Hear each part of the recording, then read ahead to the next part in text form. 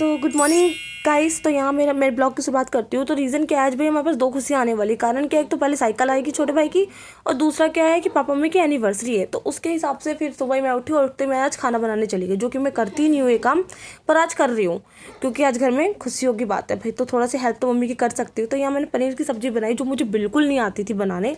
मैंने यूट्यूब पे देखा, उस हिसाब से जो रेसिपी बताई उसके हिसाब से मैं बनाने गई। बनने के बाद काफ़ी अच्छी बनी। फिर यहाँ पे हम बस थोड़ा सा इधर से उधर मस्ती कर रहे थे और कुछ नहीं कर सकते थे, काम तो करना नहीं होता हमें। उसके बाद जब ये सारा काम हुआ तो मैं गई पौधों को पानी डालने। भाई मैं क्या नहीं गई अकेले पौधों को पानी डालने, मेरे भाई बहन जो कहते हैं ना साड़ी के पल्लू में जैसे चिपके रहते हो, वैसे ये लोग बंदे बंदे मेरे आगे पीछे डोलते रहते हैं, ये कभी मेरा पीछा नहीं छोड़ते। तो यहाँ पौधों को पानी डालने के समय मेरे भाई से थोड़ी बहुत बहस भी लगी, क्योंकि ये कहने लगा कि मुझे इसी में से पानी लेना है। वो चीज़ें हो गई। उसके बाद मैंने खाना खाया। खाना खाने के बाद हम निकल गए साइकिल दिलवाने के लिए। तो यहाँ हमारा प्लान था कि पापा जी के साथ हम लोग जाने वाले थे साइकिल लेने के लिए, पर पापा जी अपनी जानकारी के साथ निकल गए। फिर जहाँ पे साइकिल आई उसके बाद जो मेरे भाई के चेहरे पे जो खुशी है वो बता नहीं सकते थे। चार चांद लग गए हैं उसके। उसके बाद इसके पैर तो भाई ज़मीन पे नहीं रह सकते, साइकिल पे ही रहेगा, और चलाते निकल गया। उसके बाद क्या था, मैं शूट करने की तैयार हुई। बॉल हमारा बहुत ज़्यादा बेकार हो रखा था, तो हमने क्या सोचा कि नहीं उसे थोड़ा सा सेट करना होगा। तो उसके हिसाब से पर्दे ढूंढने लगी। बहुत ज़्यादा मुश्किल करने के बाद, बहुत एफर्ट्स लगाने के बाद जाके मुझे ये पर्दे मिले। उसके बाद मैंने लगाने की तैयारी करी इसको।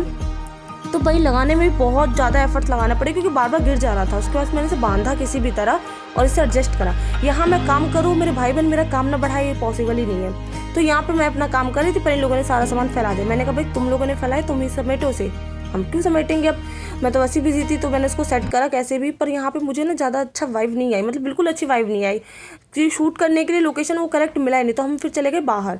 अब बाहर हमने डिसाइड करा कि किसी पार्क में जाकर ही शूट करेंगे। तो बहुत मुश्किल से जो भी देखा कि वहाँ पे कोई लोग भी ना हो इतने, कि थोड़ा बैकग्राउंड भी क्लियर हो, तो उसके हिसाब से फिर हमने पार्क को ढूंढा। उसका जो मिला पार्क, तो यहाँ पर हम लोग जाने लगे थे।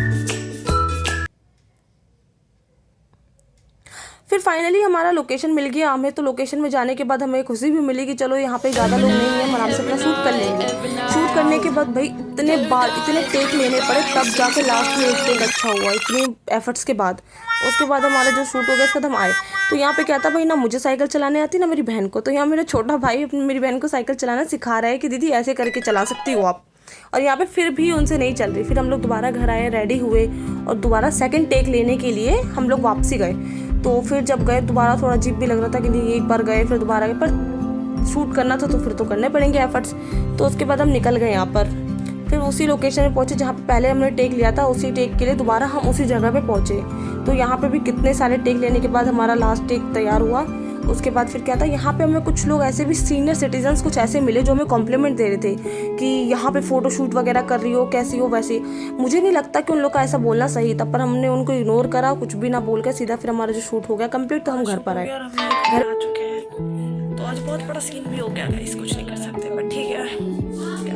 गिफ्ट लाई थी जो पापा मम्मा के लिए, तो मैंने वो गिफ्ट रैप करा, उसको अच्छे से कवर कर दिया, क्योंकि भाई सरप्राइज़ था उन लोगों के लिए, पता नहीं था उन लोगों को। तो उसके हिसाब से मैंने उसको पैक करके कहीं सेफली छुपा दिया, उसको मतलब रख ही दिया ऐसी जगह कि पापा मम्मी को मिले नहीं।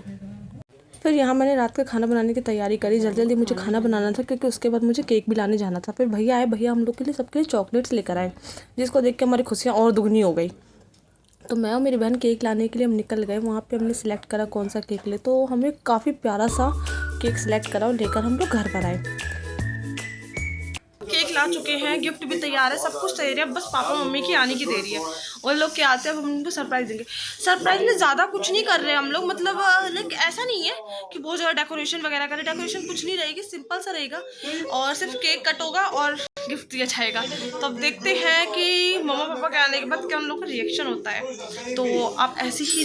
अब पापा मम्मी भी आ चुके हैं, तो अब यहाँ पे केक कट होने की तैयारी हो रही है। तो यहाँ पे सबके चेहरे पे खुशियाँ हैं, क्योंकि ये खुशी अलग ही होती है। साल में एक बार ये दिन आता है, रोज़ तो आता नहीं है, तो इसकी हैप्पीनेस अलग ही है। तब यहाँ पे केक कट हो रहा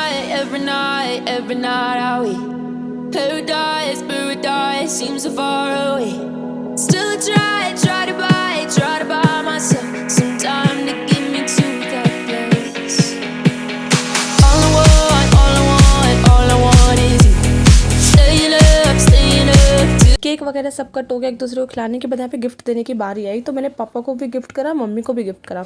तो यहाँ पे जो गिफ्ट था मेरे भाई बहन और मेरी, हम तीनों की तरफ से था।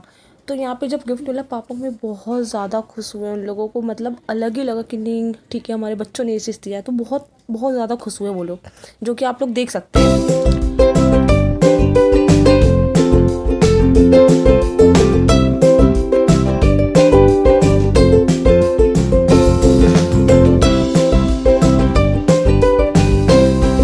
मैंने यहाँ पापा मम्मी दोनों को वॉलेट ही दिया था। पापा जी को जो वॉलेट दिया था वो कस्टमाइज़ करवाया था मैंने पापा के नाम से लिखवा कर।